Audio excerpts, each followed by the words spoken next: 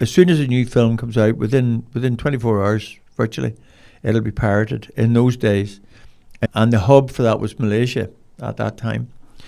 And the head of the Motion Picture Association of America wanted to know if it was possible to train 2 dogs to detect hidden DVDs.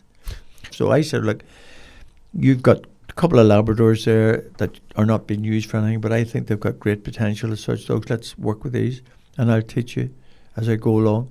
And what we'll do is see if there's an odour that's detectable to the dogs from optical discs, which are DVDs.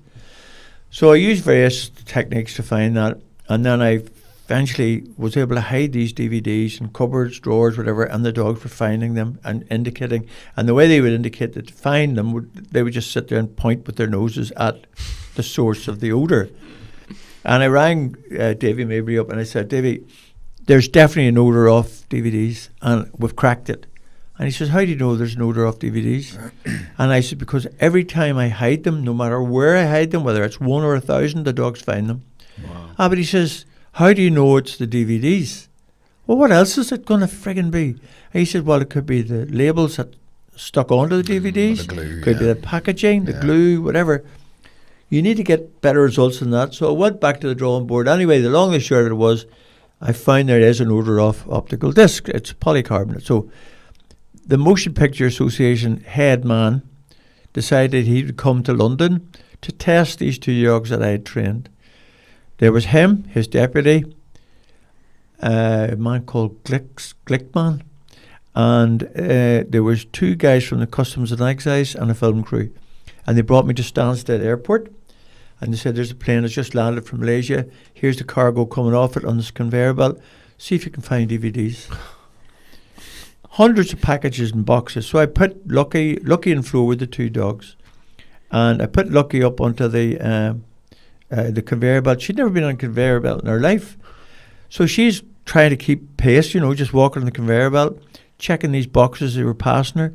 She nailed one. I lifted it off, nailed another one, lifted it off, lifted her off, and then the customs guy says, right, well, let's see how good she is.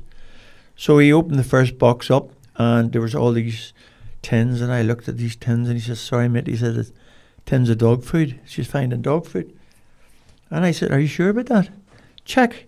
So he lifted out all the tins, and there at the bottom was 1 DVD. Now it was a genuine marketing DVD, but it was a DVD nonetheless. For the dog food, like a marketing. Yeah. Right. So then he says, well, we'll open the second box, and he opened the second box, and it was a much bigger box, and it was full of counterfeit trainers, right?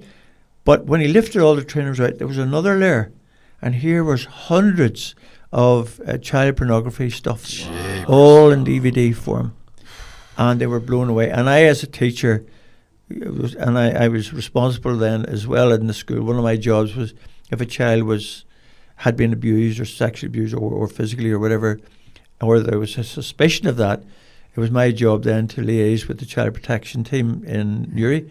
And see that the child was safeguarded, you see. So I had a particular interest in preventing this going around the world, this horrible stuff going around the world on DVDs. So anyway, that was that. So they were blown away. And then they invited me then to go to, so I was flown around the world. I was flown to Washington, New York, Los Angeles, Toronto, Dubai, Hong Kong, and all of these places where I was demonstrating the 2 dogs. Mm-hmm. They ended up then, all the different customs and excise people were totally blown away by this. So they ended up being taken to Malaysia. And I wasn't able to go with them, so Davy went. And I think they found, within the first day, 2.5 million quid's worth of hidden, pirated DVDs behind a false wall. Wow. And then there was a hit by the bad dudes on the 2 dogs of 10 grand each, to do away with them. Yeah. And so the 2 of them had to be flown out there in an emergency then. So then I was allowed to train 2 more dogs, asked to train 2 more dogs, Paddy and Manny. I trained them. They went to Malaysia, and within 4 weeks, Manny had been killed by the guys who were doing the piracy. Yeah. And the other wee dog, I don't know what happened to Manny. And I had been promised I'd be able to keep Lucky and Flo whenever they retired. But that never happened, and I actually never knew what happened to them. There is, as a side note, a specific dog that I cannot mention.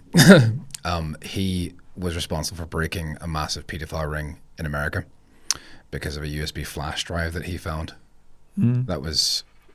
That dog is linked to you as well, just so you know. So there's a big legacy that you're talking about how much it means to you. It's on your heart. That's wonderful. There's to hear another that, great magical story that you have been a part of.